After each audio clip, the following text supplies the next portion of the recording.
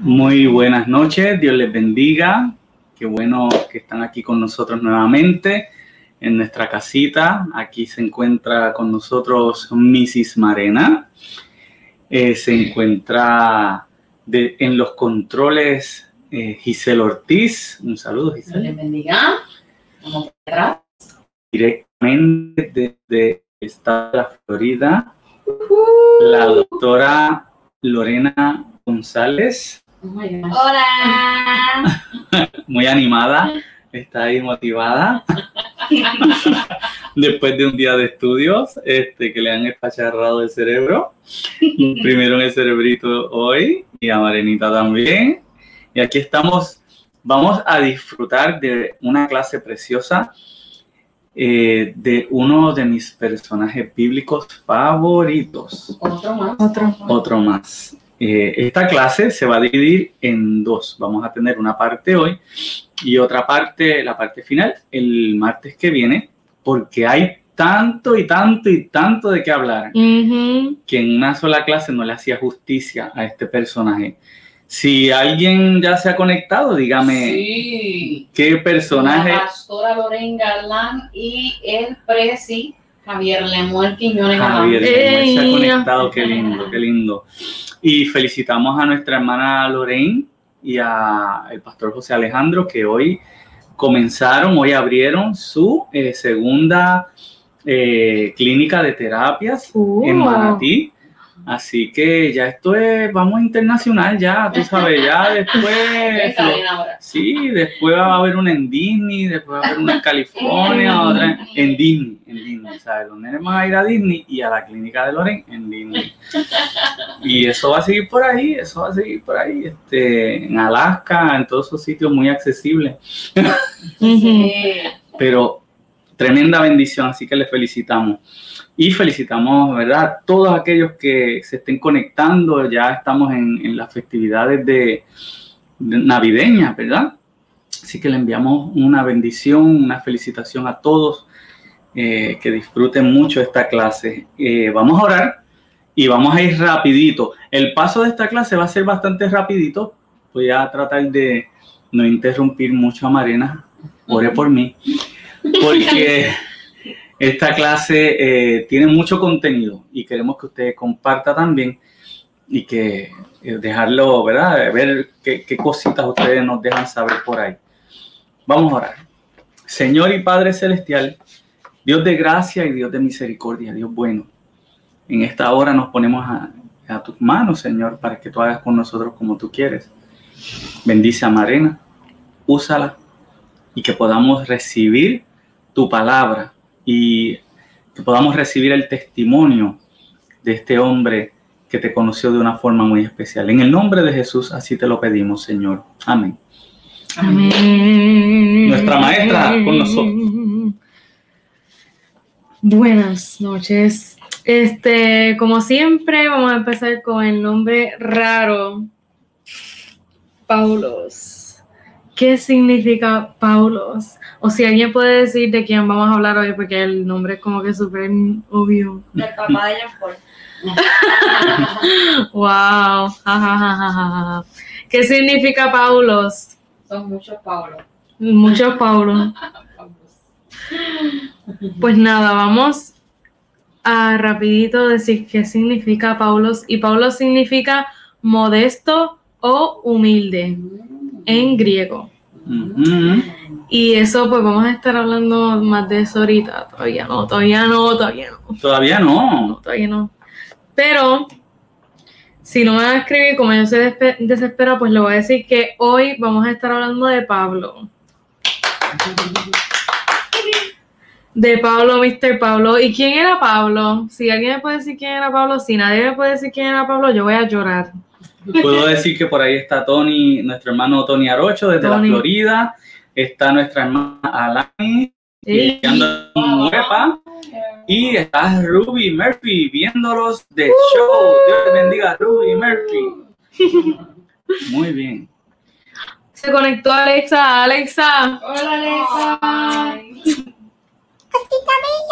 Ok. ¿Quién me puede decir quién era Pablo? Nadie me va a decir quién era Pablo. Nadie sabe quién era Pablo.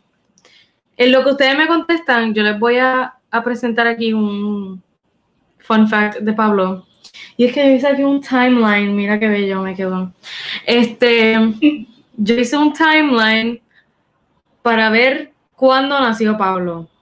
Porque mucha gente decía que Pablo nació similar más o menos al mismo tiempo de Jesús.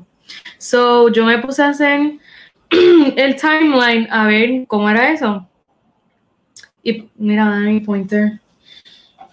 Gracias. Esto está en todas las clases, gracias. Ok. Nace Jesús. 25 de diciembre para nosotros, tú sabes. Entonces, estimadamente, como 4 o 5 años después, nace Pablo.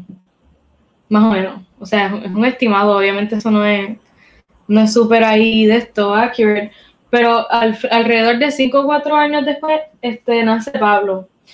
Después, pues, después de que Jesús nace, pues pasan 33 años y Jesús muere y resucita y asciende al cielo. Entonces, después de esos 33 años, hay un periodo de tiempo como de 10 a 20 años, y entre esos 10 a 20 años es la muerte de Esteban, y ahí comienza la persecución de los cristianos. O sea, rápido que matan a Esteban, eso marca la persecución de los cristianos. Aquí, en la muerte de Esteban, es donde primero sale Pablo en la palabra, bien chulo. Y pues para los que no saben, pues él sale aprobando la muerte de Esteban, que lo maten, sí, brutal, me encanta. Y pues ahí sale él, y más o menos como en sus 40 o 50 años de vida, pues Pablo se convierte y empieza ahí el ministerio de Pablo full. So, ahí está el timeline para que lo vean bien cool, porque está bien cool, me gusta. Sí, que Pablo, me gusta. Pablo se convierte algunos 10 añitos luego de la muerte de Jesús, más o menos, ¿verdad? Los eruditos, los que han estudiado y saben un poco de esto, pues estiman más o menos que ese tiempo, o sea, y eso en historia son tiempos bien cortos. Sí, bien cortito. O sea, 10 años, 15 años en historia es tiempo corto, donde la vivencia, la experiencia y el evento de Jesús, porque Jesús no solamente es una persona, es un evento que conmocionó toda aquella región. El evento de Jesús todavía estaba fresco en la vida de la gente y estaban pasando cosas. Exacto, los apóstoles estaban vivos todavía. Estaban vivos, la iglesia estaba creciendo, o sea, tal vez si leemos Hechos y vemos que está, ahí en Hechos vemos que está la llegada del Espíritu Santo, el bautismo del Espíritu Santo, y luego unos capítulos después vemos que Pablo se convierte, pero realmente podemos ver que en ese tiempo hubo algunos 10 años entre una cosa y otra. Sí, en lo que él perseguía a los cristianos y crecía la persecución. Y la iglesia crecía y se desarrollaba. Claro. Exacto, pues pasaron de 10 a 20 años más o menos por ahí. Y pues como nadie me dijo quién era Pablo. ¿Alguien dijo quién era Pablo? Sí, Alanis dijo Pablo el Durazo. Sí, me sorprendió. Dijo Pablo es un grupo genial y medio crazy misionero, y Lorraine dijo un discípulo y pescador. Exacto, gracias a Dios que Alanis contestó, porque si no a mí me iba a dar algo. Vamos a decir que lo de Lorraine, pescador de hombres. Exacto. Pedro era pescador. No Pablo te adelanté porque van a hablar de lo que era Pedro. Tenía de Pablo. De Pablo. Sí. Pedro era pescador, ¿verdad? Vamos a hacer la aclaración. Pero Pablo era un hombre, ¿verdad? Que se desarrolló. Es que lo tiro. Está bien. Los pescadores eran Pedro, Andrés, Jacobo y Juan. Y pues Zebedeo, que no es uno de los discípulos, pero ahí está. Vamos a empezar con Pablo, ya yo voy a decir con Pedro. Pablo era un fariseo. O sea, él era fariseo y súper metido en la escritura. Su papá también era fariseo, así que él llevaba conociendo las escrituras desde chiquito. Pero era un fariseo medio weird. Les voy a explicar por qué. Porque, o sea, él era como un fariseo medio extremista y medio como bien extreme con todo. Quería deshacerse de los cristianos, pero a la mala. O sea, súper a la mala. Él se dedicaba a buscar cristianos y a llevárselo a las cárceles, ahí a lo loco fueran mujeres o hombres, sin importar, se los llevaba a todos y se los llevaba para la cárcel. Pues porque los consideraba herejes, o sea, los consideraba que estaban diciendo blasfemia, cosas así, como salen todos los fariseos, la mayoría de los fariseos en los evangelios, que salen así, como que blasfemia, pues él era así. Y yo le estaba diciendo a papi que a veces los fariseos pueden ser un poco malentendidos por la gente. Y les voy a explicar por qué. Porque yo me pongo en los zapatos de los fariseos y yo me pongo a pensar cómo actuaría yo si un hombre de por ahí sale de la nada y dice, yo soy el Hijo de Dios, yo. Cálmate. O sea, yo, no es que uno se tira ahí de pecho, porque para nosotros es fácil decir que Jesús es el Hijo de Dios, porque no lo estábamos viviendo ahí en vivo, sino que ya eso está escrito y ya hemos comprobado, tenemos evidencia, o sea, ya eso está ahí, pero para ese tiempo, pues los fariseos, bendito, a mí me da pena, pues es como, ajá. Que me comenta por aquí que también era amigo de Lucas, Pablo. Sí. Rigo dice que Pedro era pescador y audiólogo, escribió Rigo, Pedro, y que incitaba a la gente a estar en contra de los discípulos. Rigo estaba hablando de Pedro ahí. Y Tony Arocho dice que a los 13 años Pablo fue a las manos de Gamaliel. Sí, eso lo vamos a hablar ahorita, Tony, no te adelantes. Tony, aguanta. Y queremos que Rigo nos explique lo de audiólogo. Sí, por favor. Rigo, explícanos lo de la audiología. Lo de Pedro, audiólogo. Sí. Pues la cosa es que yo me pongo en los zapatos de los fariseos y me pongo a pensar cómo yo actuaría cómo yo actúo con la gente que toma la doctrina que nosotros tenemos y la lleva a un extremo más allá, más, y le sigue añadiendo cosas y le sigue añadiendo libertades, y yo, como uno se pone, pues para ellos, para los fariseos eran así, porque ellos tenían unas reglas, unas estructuras ya hechas desde hace años, entonces viene Jesús a cambiarlo todo. Entonces, ¿cuál es la diferencia? La diferencia es, pues, un fariseo como Nicodemo tuvo la sabiduría y la iniciativa de actually escuchar a Jesús, como que ponerse a escuchar a ver qué era lo que tenía que decir, aunque fuera por curiosidad. Él quería saber por qué la gente lo llamaba tanto a Jesús, por qué la gente lo perseguía tanto. Pues él se puso a escuchar a Jesús, y escuchando a Jesús se dio cuenta que Jesús sí era el Hijo de Dios.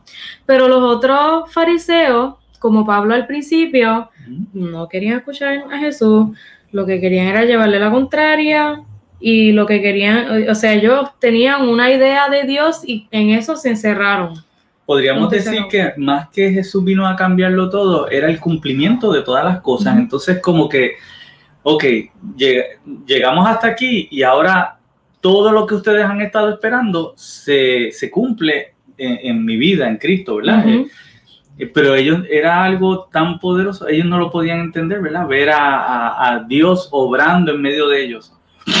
Entonces, eso los confundió, ¿verdad? Porque ellos tenían entonces la ley, como tú decías, tenían todo eso de tantos años. Pues obviamente no era que eran malos, era que estaban guardando. Pues se lavan las escrituras y se lavan sus tradiciones, lo de guardar el sábado, lo de las carnes, de comer las carnes. O sea, ellos tenían muchas cosas que pues Jesús vino a cambiar. El hecho de que las prostitutas y los cobradores de impuestos tuvieran acceso a Dios como tal, pues para ellos eso era una herejía horrible. Digo, contestó que Pedro era audiólogo porque le cortó la oreja a Marco. ¡Ave María! No te creo. Y que el que incitaba a la gente era Pablo. No puedo contigo. Y Gary se conectó también. No puedo. Me morí. Ay, Dios mío. Pues, lo próximo que quiero mencionar de Pablo es que era un judío, pero tenía ciudadanía romana. Entonces, esto le daba a él muchos beneficios. Él tenía the best of both worlds. Él tenía beneficios de transportación, se podía mover a donde quisiera, y además de eso, pues no podía ser azotado ni castigado así por los romanos. Como los romanos castigaban a los judíos, él no podía. Tenía que haber un juicio primero. Era ilegal, o sea, eso era ilegal. Tenía que haber un juicio primero, sí, antes de que le pudieran hacer cualquier cosa. Exacto. Eso aparece en Hechos 22, versículo 25. O sea, es más extenso, pero yo les voy a leer más que un versículo que dice: cuando lo estaban sujetando con cadenas para azotarlo, Pablo le dijo al centurión que estaba allí: ¿permite la ley que ustedes azoten a un ciudadano romano antes de ser juzgado? Y lo que pasa después de eso, que no lo puse ahí, es que el centurión cayó en pánico. Y dice, o sea, la palabra dice que el centurión se asustó. Y no solamente el centurión que lo tenía ahí a punto de azotarlo, sino el comandante de los centuriones estaba... ¡Suéltenlo, por favor! O sea, él cayó en una crisis. Todo el mundo cayó en crisis. Y lo tuvieron que soltar porque no. Así que Pablo pues estaba protegido por la ciudadanía, pero como quiera, en ocasiones fue azotado por los mismos judíos, bien chulos, por los sacerdotes, porque como los sacerdotes veían que él estaba diciendo disparates por ahí, blasfemia, rasgándose los vestidos así, pues lo decidían azotar como quiera. Y ahí uno ve la terquedad que llegaba, la terquedad de los sacerdotes y de los fariseos llegaba a un punto tan extremo que estaban dispuestos a azotar a su propia gente. Aquí Tony está profundizando en muchas cosas de Pablo ya, y dice que Pablo desarrolló un método de enseñanza llamado diatriba. Y que... Sí, que ese era el método que utilizaban los rabinos para enseñar, y ¿cómo era? Una forma como de convencer, haciendo preguntas, y Jesús enseñaba también así, haciendo preguntas, ponían un argumento y luego ese argumento lo desarrollaban, ¿verdad? Con lógica, llevando a la persona hasta convencerla de, ¿verdad? A base de preguntas y evidencia y reflexión. Sí, dice Tony también que Pablo tenía ciudadanía. Él escribió visa judía y... Exacto, sí. Que tú lo tienes en la pantalla también. Exactamente. Era una persona educada. En Filipenses 3, del 4 al 6, él dice toda esta extensión de tributos y títulos que él tenía. Y se los voy a leer rapidito. Y dice: yo mismo tengo motivos para tal confianza. Si cualquier otro cree tener motivos para confiar en esfuerzos humanos, yo más. Circuncidado al 8º día, del pueblo de Israel, de la tribu de Benjamín. Hebreo de pura cepa. En cuanto a la interpretación de la ley, fariseo. En cuanto al celo, perseguidor de la iglesia. En cuanto a la justicia que la ley exige, intachable. O sea, el tipo estaba... Te tiro el resumen ahí. Sí, cuando dice hebreo de pura cepa, es que su padre y su madre eran hebreos, que donde se podía seguir el linaje de ellos, ¿verdad? Tenían la descendencia, estaba ahí, la ascendencia, ¿verdad? En este caso se podía seguir el linaje completo de ambos para que se supieran. Tenían como un certificado: somos judíos de verdad. Exacto. Como dijo Tony ahorita, fue educado por Gamaliel, que es uno de los mejores fariseos de su tiempo. O sea, Gamaliel era Gucci, como dice Alani. Sí. Gamaliel era Gucci. Y todavía hoy se considera uno de los grandes maestros de Israel. Exacto, y aparece en la clase que dimos de Simón el Celote, en Hechos 5, que Gamaliel aparece precisamente defendiendo a los apóstoles porque los saduceos los querían meter a la cárcel y los querían matar, y pues Gamaliel aparece defendiéndolo a los apóstoles. Pero a pesar de ser muy educado, no hablaba ni escribía de manera muy fina, muy elocuente, sino que Se dice que Pablo escribía en un dialecto griego que es el Kione o Koine, se dice de las dos maneras. Ese dialecto era el dialecto coloquial de Grecia, era como nosotros hablamos informalmente, pues en ese lenguaje escribía Pablo y lo hablaba así también.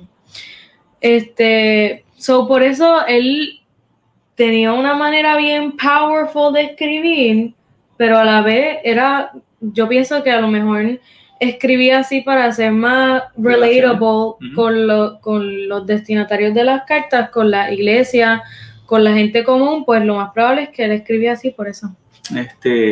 Como yo le decía a Mariana, Pablo escribía en versión Dios habla hoy. Exacto, en Dios habla hoy. O traducción lenguaje actual. Sí, en TLA.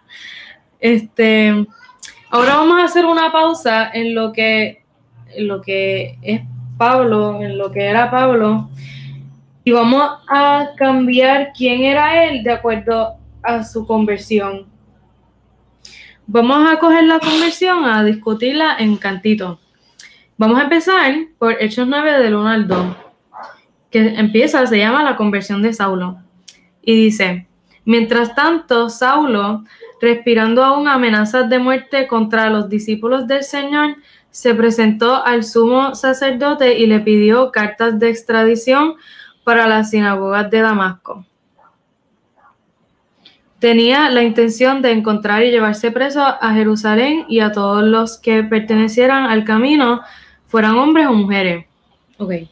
Ya para este punto, Pablo ya había aparecido, ya esto es después de la muerte de Esteban, pero Lucas se va un poquito más deep en quién era Pablo, y pues dice que él hizo una gestión de buscar las cartas de extradición, que no sabía qué demonios era eso, y yo me puse a buscar qué eran las cartas de extradición, porque no sabía qué eran. Y las cartas de extradición eran unos permisos que tú podías ir a pedir a los sacerdotes, a los sumos sacerdotes o al gobierno romano. Si alguien estaba cometiendo violación contra la ley de los romanos, tú ibas a pedirle una carta de extradición al gobierno romano y esa carta te dejaba castigar a esa persona, a la persona que estuviera violando la ley. Y en el caso del sumo sacerdote, pues podías ir a donde el sumo sacerdote y pedirle la carta para alguien que estuviera hablando blasfemia. O Pablo había ido allá donde el sumo sacerdote a pedir la carta para castigar a los cristianos, iba de camino a Damasco. Y se los puede llevar de un pueblo a otro, de una ciudad a otra. Exacto. Eso es extradición, ¿verdad? Moverlos de aquí para allá, llevarlos a donde él necesitaba que estuvieran para castigarlos. Exacto. Él iba allá normal a hacer lo que él siempre hacía, súper chilling, súper brutal.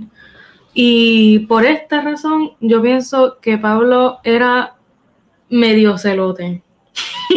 O sea, era un fariseo con actitud de celote. Porque ¿cómo eran los celotes? Los celotes eran que si tú no creías como ellos, te chavaste, te mataban. Pues así era Pablo. Pablo era como que bien extreme. Entonces vamos a la segunda porción de la conversión de Pablo, que es en Hechos 9, del 3 al 6. Y dice: en el viaje sucedió que al acercarse a Damasco, una luz del cielo relampagueó de repente a su alrededor. LOL. Él cayó al suelo y oyó una voz que le decía: Saulo, Saulo, ¿por qué me persigues?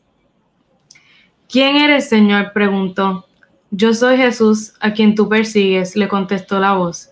Levántate y entra en la ciudad, que allí se te dirá lo que tienes que hacer. Punto y se acabó, papá. Shh, te me callas y te sientas. No, eso no está ahí, eso lo añadí yo. Pablo va para Damasco, ready con las cartas para llevarse enredado a los cristianos, y de momento sale una luz de la nada, del cielo, y empieza a relampaguear por todos lados. Y Pablo está desorientado. O sea, Pablo está, ¿qué es esto? Y sale una voz del cielo preguntándole a Pablo: ¿por qué me persigues? Entonces, ahí es que Pablo cae en pánico. Imagínate que tú estés por ahí caminando y te pase eso. O sea, una loquera, cool. Y me gusta porque Dios nunca se presenta, o sea, cuando tú lees la Biblia, Dios nunca se presenta como una densa oscuridad o no dice que desapareció todo y todo se puso oscuro, sino que Dios siempre sale como una luz y siempre tiene que cegar a alguien, a lo loco. O sea, brutal, a mí me encanta. Dios encontró a Pablo en la oscuridad, ahí, y entonces vino a alumbrar. Y lo primero que hace Dios es confrontar a Pablo. ¿Por qué tú me estás persiguiendo? ¿Por qué? ¿Qué está pasando? Y se presenta Jesús mismo, que es la única vez donde sale Jesús, o sea, después de la ascensión, esa es la única vez que sale Jesús ahí otra vez. O sea, ya Jesús se había ido para el cielo y volvió ahí. Y yo, qué brutal. O sea, me encanta. Y yo me estaba preguntando por qué se apareció Jesús y por qué no se apareció Dios como tal. O sea, ¿por qué? ¿Por qué no se presentó Dios ahí solamente? Y pues llegué a la conclusión de que el problema de los fariseos es que no creían en Jesús, no creían que Jesús era el Hijo de Dios. O sea, ya Pablo sabía quién era Dios. Pablo de Dios, conocía las Escrituras, conocía a Dios en general, pero no creía en Jesús, no creía que Jesús era el Hijo de Dios. Así que Dios envía a Jesús en ese momento para que Pablo vea que Jesús sí era el Hijo de Dios. O sea, estoy aquí, salí de aquí, de la nada, o sea, hello. Entonces, en este momento, pues ahí Pablo está viendo a Jesús y no, o sea, hasta este momento Pablo no había tenido ese encuentro con Dios, ese encuentro tan brutal. Y pues esto pasa muchas veces en la Escritura, con todos los personajes que conocen al Señor. O sea, Jesús siempre los encuentra primero, aunque ellos no lo estén buscando. Ese es Rico, el que escribió que este momento debió haber sido bien fuerte para Pablo con él. Sí, tuvo que haber sido, tacho, imagínate. Pero así, o sea, eso pasa y me recordaba mucho la historia de Mateo, que Mateo estaba haciendo las loqueras del diantre, un día normal, común y corriente, haciendo su trabajo, y ahí mismo Jesús lo encontró. Y así mismo pasó con Pablo. Pablo iba a hacer las loqueras del diantre, y ahí mismo Dios lo encontró ahí a puntito de llegar a Damasco. Rico dice, de verdad eres real. Que a lo mejor eso fue lo que Tacho. cuando vio la luz. Tacho. En verdad. Sí, es que cuando uno tiene un encuentro con Jesús, ese encuentro requiere de uno una respuesta, ¿verdad? Y una vez que el evangelio a muchos le molesta, porque requiere una respuesta y es chocante y es transformador y es molestoso, ¿verdad? En ese sentido, y Pablo necesitaba eso, con la misma intensidad que él estaba en contra de Jesús, con esa misma intensidad Jesús le muestra su amor, ¿verdad? Mayor, una intensidad mayor. Y pues sobre todo Jesús le dice, mira, a la gente que tú estás persiguiendo, ellos sí están bien, tú estás mal. O sea, tú tienes que hacer lo que ellos están haciendo, que es proclamarme a mí, hello. Pues Jesús le comprueba que él está malito. Y por eso vamos a la próxima parte de la conversión de Pablo, y dice así: cuando nada, no dice cuándo en ningún, estoy loca. Los hombres que viajaban con Saulo se detuvieron atónitos, porque oían la voz, pero no veían a nadie. Saulo se levantó del suelo, pero cuando abrió los ojos no podía ver. Así que lo tomaron de la mano y lo llevaron a Damasco. Estuvo ciego 3 días sin comer ni beber nada. Ok. Dice, o sea, más adelante dice que lo que le salieron en los ojos fueron escamas. Y yo, ¿qué es eso? ¿Qué escamas en los ojos? Yo me imaginaba escamas de pescado en los ojos. O sea, así en los párpados. Eso es lo que yo me imaginaba, porque pues, eso es lo que dice. So, yo me puse a buscar qué es eso de escamas en los ojos. Y me puse a buscar. hasta que encontré la enfermedad más parecida a las escamas que se describen en la Biblia. Y encontré que es una condición que se llama blefaritis. Y la blefaritis es una infección que te da en el párpado. Entonces el párpado se te hincha, se te inflama, y no solamente el párpado, sino la parte de abajo del ojo también. Todo alrededor del ojo te salen orzuelos y nacidos por todo esto hasta que se te cierra el ojo. Y literalmente no puedes ver nada. So, lo que estaba pasando, o sea, no era painful solamente porque no podía ver, sino que dolor en los ojos. O sea, eso fue lo más parecido, ¿verdad? Creo yo. ¿Tú sabes cuando uno le toman una foto con flash que hace así, o cuando por la mañana que uno está en esa oscuridad y prende la luz, uno se queda como ciego de momento, ¿verdad? Que la pupila se vuelve loca y uno se queda y cuando prende la luz, cierra, te entra toda esa luz de cantazo ahí, en lo que la pupila se cierra, pues muere. Exacto. Entonces imagínate, él estaba en una oscuridad espiritual, ¡pam! Y el Señor ¿verdad? Como que lo demuestra en su cuerpo. Exactamente. Y eso lo vamos a estar explicando más ahorita. Muy bien. De los versículos del 10 al 16 vamos a leer ahora. Y dice, había en Damasco un discípulo llamado Ananías. Ok, estábamos con Saulo, con Pablo, whatever. Y entonces Lucas da como un brinco a ver qué está pasando con Ananías en Damasco. Pablo no ha llegado a Damasco, pero Lucas se va a Damasco a explicar lo que estaba pasando con Ananías. Dice, a quien el Señor llamó en una visión. Ananías, aquí estoy, Señor. Anda, ve a la casa de Judas en la calle llamada Derecha y pregunta por un tal Saulo de Tarso. Está orando y ha visto en una visión a un hombre llamado Ananías, que entra y pone las manos sobre él para que recobre la vista. Entonces Ananías respondió, Señor, he oído hablar mucho de este hombre y de todo el mal que ha causado a tus santos en Jerusalén. O sea, este tipo es un desgraciado, ¿cómo tú me vas a mandar para allá? Y ahora lo tenemos aquí autorizado por los jefes de los sacerdotes para llevarse preso a todos los que invocan tu nombre. Ve, insistió el Señor, porque ese hombre es mi instrumento escogido para dar a conocer mi nombre tanto en las naciones y a sus reyes como al pueblo de Israel. Yo le mostraré cuánto tendrá que padecer por mi nombre. O sea, esta parte es una loquera. ¿Por qué?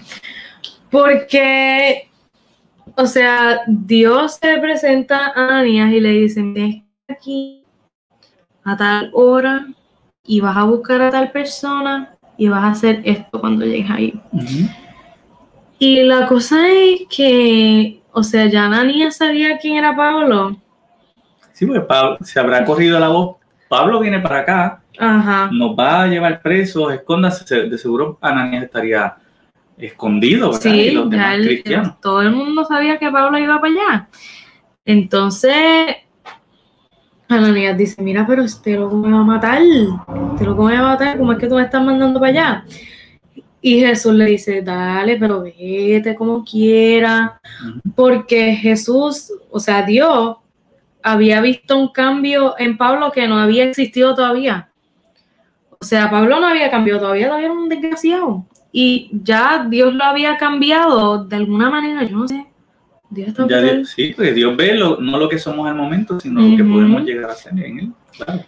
Entonces, Dios le dice a Ananías que Pablo es el instrumento escogido para llevar la palabra a las naciones más allá de Israel, que eso es como ahora. Exacto. Para ese tiempo, eso estaba encerrado en Israel, ahí, pero pues Pablo fue la primera persona en llevar eso mucho más allá.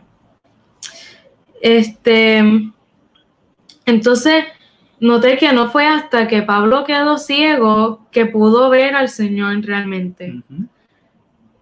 Y pues, llevándolo a nuestra vida, a veces nosotros estamos súper cómodos en nuestras costumbres y en nuestro hábito y en una idea loca que tenemos del Señor. Nos hacemos ideas locas del Señor, todos lo hemos hecho, mi gente. Esperamos cosas del Señor que no están en su voluntad y nos ponemos demasiado comoditos. Y no es hasta que el Señor nos pone en una situación incómoda que nosotros nos damos cuenta de lo mucho que necesitamos al Señor. O sea, Pablo conocía a Dios, conocía las leyes a perfección, o sea, conocía las escrituras a perfección, pero estaba cómodo y o sea, pensaba que ya con eso era suficiente. Entonces no fue hasta que Dios le tuvo que quitar la vista, no fue hasta que Dios le tuvo que poner la loquera esa en los ojos, que él se dio cuenta de que necesitaba ir a donde Ananías para ser sanado. Si Dios no le hubiese quitado la vista a Pablo, no, o sea, no, él no hubiese tenido la necesidad de ir a donde Ananías por ninguna razón. Se lo hubiera llevado. Exacto, súper normal. Así que quítate las escamas de los ojos. Esa es la enseñanza, ¿no? O sea, sí, pero no. Un fun fact de esta historia, ¿verdad? Yo buscando, es que mucha gente dice que Dios le cambió el nombre a Saulo, de Saulo a Pablo. No, eso es un disparate, ¿no? Lo que pasa es que se le llama Saulo, después de su conversión se le llama Saulo muchas veces. En Hechos y en las cartas, o sea, se le refiere a él como Saulo. Pero lo que pasa es que, pues, Pablo era su nombre en griego y Saulo su nombre en hebreo, that's it. Y entonces, Pablo en las cartas, como le escribía a los gentiles, pues se refería a él mismo como Pablo, porque ellos así lo iban a entender. Muy bien. Si le escribía como Saulo, no lo iban a entender porque no era un judío. Very good. So, ¿es Saulo o Pablo? Either or. Después, ¿verdad? Yo tampoco sabía eso. Después, esta es como la última parte. Y para resumir un poco esto, pues, Ananías va a donde está Saulo, a casa de Judas, y le impone las manos, y pues Pablo es sanado, y recobra la vista, y después lo bautizan. Y ya a este punto, pues marca la conversión de Pablo, y de aquí para adelante Pablo es otra persona. Se fue, ahí se fue en el viaje de Dios. Lo perdí. Sí. Y ahora vamos a lo que Pablo era después de ser convertido. Lo primero es que es el mayor influencer. ¿Sabían que Pablo es la persona más influyente en el cristianismo después de Jesús? O sea, está Jesús y está Pablo. El tipo está brutal. O sea, él escribió tanto y tanto del Nuevo Testamento y escribió, o sea, sobre todo yo creo que lo más que resume eso es el libro de Romanos, que es como que tan importante en el cristianismo. Ese libro es como que... Sí, Martín Lutero decía que si tuviéramos solamente el libro de Romanos, tuviéramos ahí toda la verdad y la revelación de Dios en ese libro nada más, que habla del pecado, del amor de Dios, de la gracia, la justificación, ¿verdad? ¿Quién es Dios? ¿Quién es el Espíritu Santo? O sea, está brutal. Increíble. Plantó muchísimas iglesias más allá de Israel y lideró muchísimas congregaciones. Estuvo 3 años de su vida viajando de país en país y pues esparciendo la palabra, plantando iglesias a lo loco. Y pues fue encarcelado en cuanta cárcel había, azotado y amenazado muchísimas veces. Sin embargo, nunca se le dio la gana de parar. Y pues eso lo hizo de los primeros misioneros, ¿verdad? Era muy persistente. Sí, exacto. Muy persistente. O sea, el tipo estaba brutal. Y pues es escritor de 13 de 27 libros del Nuevo Testamento. Y pues mucha gente, o sea, no se sabe sobre el libro de Hebreo, mucha gente le dice si piensan que el Pablo lo pudo haber escrito. La letra, la carta número 14 de Pablo, pero no está seguro. Entonces se dice que 7 de esos 13 están auténticamente escritos por Pablo, pero los otros no se sabe todavía muy bien tampoco, pero como quiera, o sea, es 28% del Nuevo Testamento. Sí, porque algunos pensarían que tal vez él tenía una persona que le escribía. Exacto. Y pues por eso a veces cambia la forma de escritura o la forma de la expresión, ¿verdad? Entonces, algunas personas dicen, bueno, no se parece tanto a la escritura de Pablo, pero puede ser que tuviera un amanuense, ¿verdad? Y también dice que él tenía pues varios seguidores que también escribían de acuerdo a las experiencias de Pablo. También. Entonces, pues yendo a la personalidad, vemos que antes, ¿verdad? Puse a la persona ahí en negro porque ahí estaba la oscuridad, ahí estaba él pues en su pecado. Pues antes era violento, el tipo era loco, era terco, o sea, no quería creer en Jesús, no quería saber nada de eso, o sea, ignoró el discurso de Esteban, que si ustedes leen el discurso de Esteban, está brutal, es súper largo, pero está brutal, me encanta. ¿Qué pasó?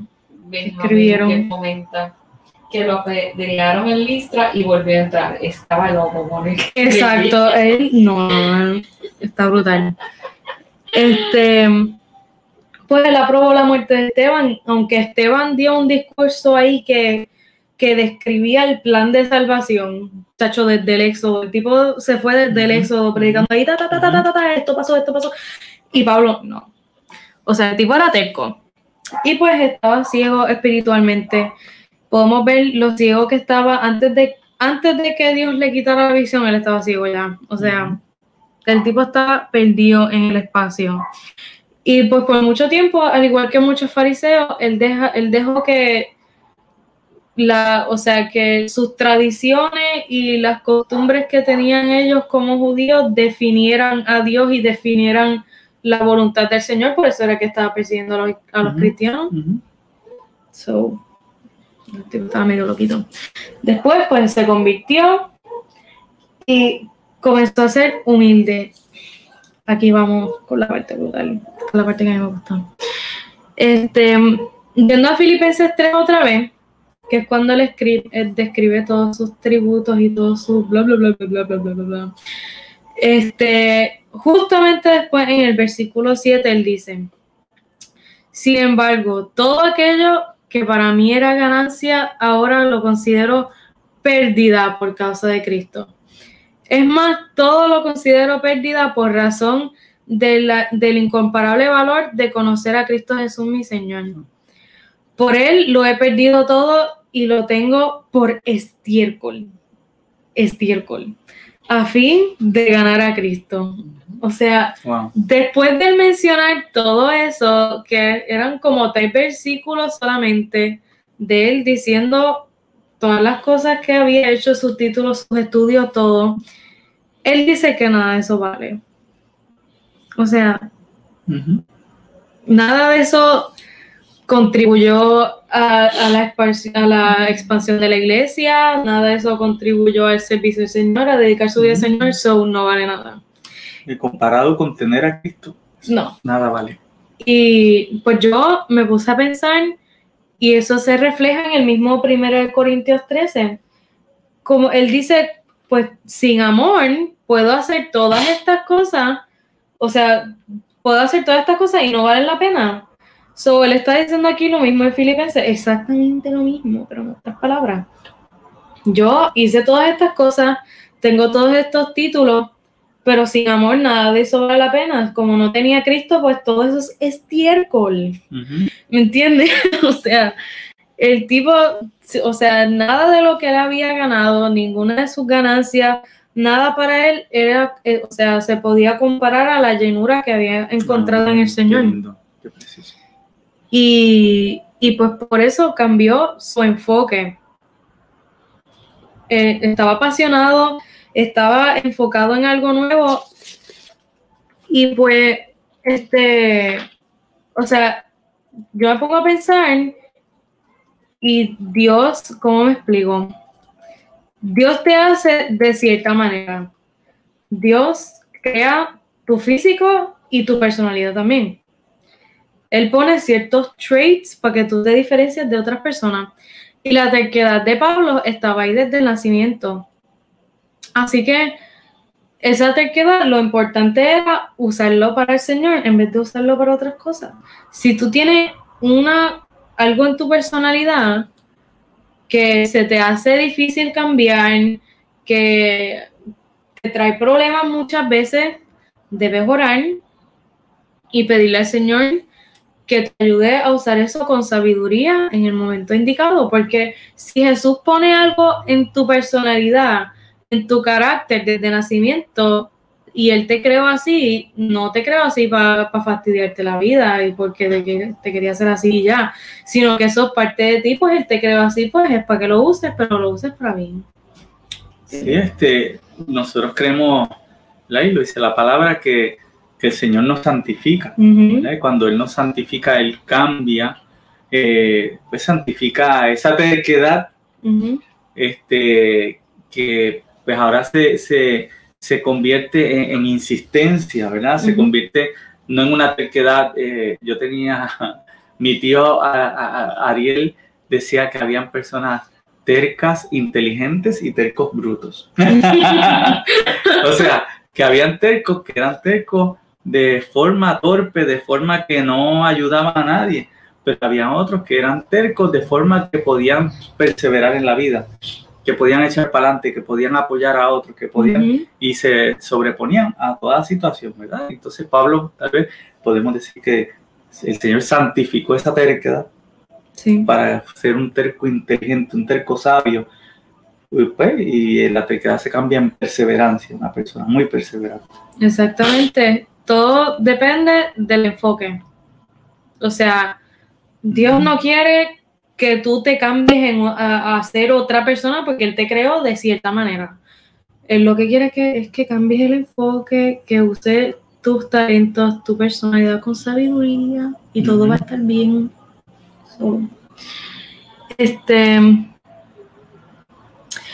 Y pues ya, o sea, podemos ver ese ejemplo en Juan y Jacobo, pues que yo les explicaba que ellos dos eran medios loquitos, que estaban ahí on fire siempre, pero pues usaron eso para el servicio del Señor y everything went fine.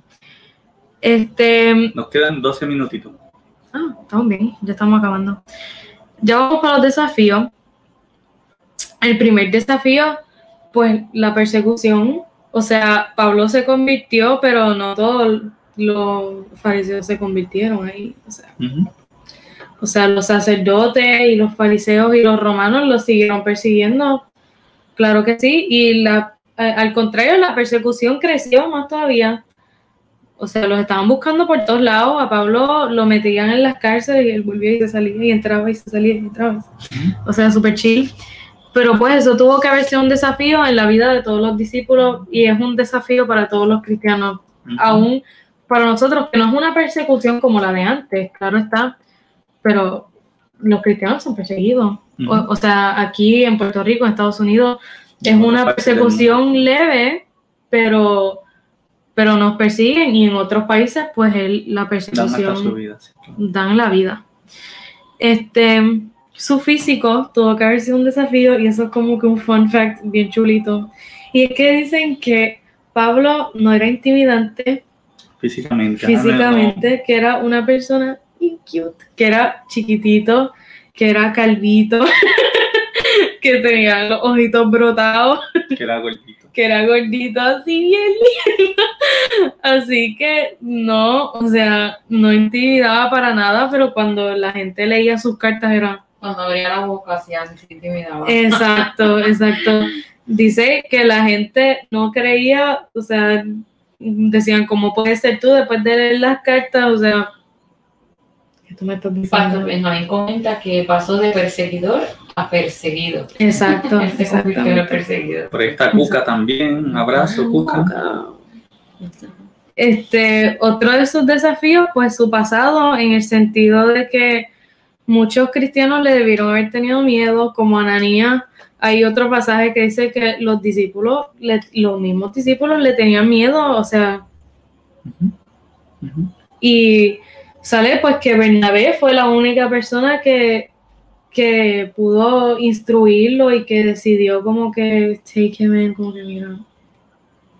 Pero los discípulos le tenían pánico también. Rigo dice que era un tapón rudo. Los chiquitos le dicen, este es un tapón rudo. Y Nigeri dice que era como Danny DeVito. Oye, sí. Perfecto, Nigeri. Danny DeVito. Ya no voy a volver a ver a Danny DeVito igual. Lo voy a ver como Pablo ahora.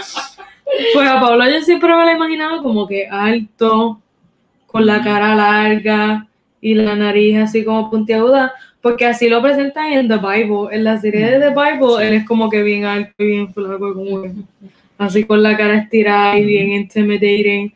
Pero cuando yo leí eso, yo, ay María, no puede ser. Pues su pasado tuvo que haber influido en eso, la gente le tenía miedo, los mismos cristianos le tenían pánico, so, hello. Y pues las iglesias, en el sentido de que él pues tenía varias iglesias a cargo, pero pues él siempre las procuraba aunque estuviera en la cárcel. Él hacía un circuito y algo así estableció, ese modelo lo utilizó John Wesley también, que es que él iba por un sitio, veía esta iglesia, y después cuando regresaba, volvía y por las mismas iglesias viendo a ver cómo estaban. Y si él no podía ir, entonces enviaba a Tito, a Timoteo, a Epafras, enviaba a sus ayudantes a trabajar en esas iglesias y enviar mensajes. Y habían iglesias que él no fundó, que él también las pastoreaba a distancia. Iglesias que él no fundó, pero que él pasaba por allí y se trataba de ver que la iglesia tuviera una sana doctrina, ¿verdad?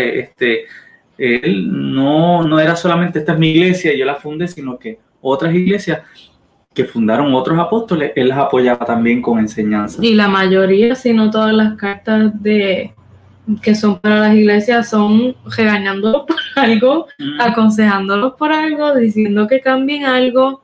O sea, el tipo era super pastor para todas las iglesias. Y, o sea, aunque su pasado tuvo que haber sido difícil para otros como que procesar, pues yo pienso que gracias a su pasado el amor de Dios se hizo más evidente todavía. O sea, aunque mucha gente quizás le tenía miedo o no creía que era posible que una persona así ahora estuviera proclamando a Jesucristo, pues con todo y eso el amor de Dios se hace más evidente todavía, porque una persona como él pues pudo ganar la salvación. Y otro fun fact es que él hacía, ¿cómo se dice? Tents. Carpas. Él hacía carpas, era un tent maker. Él hacía carpas de pieles para ganar su propio dinero. ¿Por qué? Porque cuando él le daba una ofrenda, él no quería la ofrenda, sino que tomaba la ofrenda y la donaba a otras iglesias que estuvieran en necesidad, porque él no quería estar atado a ninguna iglesia.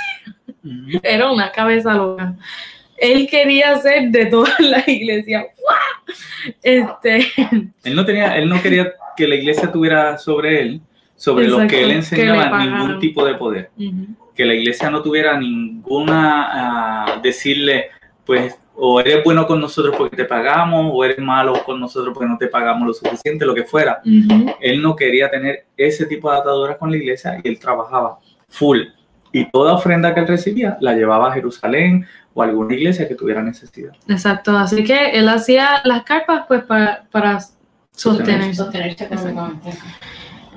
Y pues ya a las enseñanzas, que es lo último de la clase. La primera es que Dios ya tiene un plan para tu vida, solo tienes que permitir que Dios te quite las escamas de los ojos. Que te quite la blefaritis. La blefaritis, eso está súper weird, pero les voy a explicar. Ya Dios tenía el plan de la vida de Pablo ya estaba escrito y el plan de la vida de todos ya está escrito, o sea, ya todo está ahí hecho. Si Pablo no le hubiese dado la oportunidad a Dios o sea, si Pablo no hubiese ido a donde Ananías, se hubiese bautizado y le hubiese dado la oportunidad a Dios que entrara en su corazón, nada de lo que hubiese hecho Pablo hubiese pasado en realidad. So, uno tiene que dejarse ayudar por Dios, porque a veces uno piensa que uno puede hacerlo todo solo y uno, porque yo soy así, que a veces como que me olvido de que Dios está ahí y trato de hacer todo sola. Pero uno tiene que permitir que Dios, que Dios te ilumine, que Dios te guíe. Realmente esa es la única palabra que hay. Yo tenía un profesor del seminario que él decía que la voluntad de Dios es como ir por el expreso. Que una vez que uno entra ahí, ¿verdad? Dios nos da libertad, tenemos libre albedrío y nosotros decidimos, ¿verdad? Si seguimos a Dios, si no lo seguimos, todas esas cosas. Pero que cuando entramos en su voluntad es como el expreso que tiene varios carriles y uno se mueve en esos carriles. Él decía, tú te adelantas al carro de al frente, le pasas por el lado y puedes hacer ciertos movimientos, pero en algún momento, si no estás pendiente, te puedes ir por una salida que no te toca. Y ahí entonces tomas tu propio rumbo. Y decía, uno tiene que estar bien, tener mucho cuidado, y dentro de esa voluntad uno tiene libertad, pero también uno tiene que tener cuidado de a dónde lleva esa libertad a uno si uno se va por la salida equivocada. Exactamente. Exactly. Y pues la última enseñanza es, te aconsejo esto: asegúrate de que estés tan apasionado por el Señor que nada más se compare a la llenura que te da Dios. O sea, si hay algo en tu vida que te llena más por alguna razón, si te llena más de lo que te llena Dios, algo anda mal. O sea, si hay algo que tú quieras más que seguir la voluntad del Señor, honey, o sea, hay algo mal. Tienes que asegurarte de que todo lo que tenías, todo lo que tienes, no vale nada si el Señor no está. Amén. Amén. Qué lindo. Ese tiene que ser el enfoque. Qué lindo eso. Y pues con eso terminamos la clase. Amén. Tremendo. Yo espero, ¿verdad?, que hayan podido disfrutar. Yo he disfrutado mucho esta clase y a nosotros la recibimos antes de que Mare la pudiera dar. Y Pablo, ¿verdad?, era un hombre normal, común y corriente. No era que era un superhombre. Y solamente él tuvo un encuentro con Jesús y Jesús lo comisionó a grandes cosas. Jesús te comisiona a ti también y a mí nos comisiona y nos dice, vayan, prediquen y hagan discípulos de todas las naciones. Nos dio encomienda, ya tenemos la misión, pero a veces estamos en nuestro propio mundito y a veces tenemos que recibir esa ceguera, ¿verdad? Como decía Marena, para poder entonces ver y entender el plan del Señor desde otra perspectiva. Deja que el Señor te santifique, que el Señor tome ese impulso que tú tienes, esa alegría que tú tienes, esa forma de expresarte. A lo mejor hablas un poquito duro, a lo mejor eres un poco más reservado o reservada. Que todo eso lo pongas a los pies del Señor y que el Señor haga grandes cosas contigo, porque todos los planes que Dios tiene siempre son grandes. Dios es exagerado, Dios piensa en grande. Su misericordia no es nueva a veces, es nueva cada mañana, ¿verdad? Y como leíamos los otros días, el domingo, que Él hace así y con 3 dedos coge la tierra como polvo, todo. O sea, y las islas las hace desaparecer. Dios es grande, grande, grande. Es maravilloso. Pero ese poder y esa gracia es para construir las vidas de los hombres al modelo de Jesucristo, a la imagen de Cristo. Así que si tienes alguna necesidad en esta hora, ora al Señor. Y vamos a orar para terminar y darle gracias al Señor. Madre, son las 8. Has terminado ahí, photo finish. Oye, has terminado photo finish. Vamos a orar y damos gracias al Señor. Y damos gracias a nuestros hermanos que se han, ¿verdad? Han estado pendientes en la clase, aportando.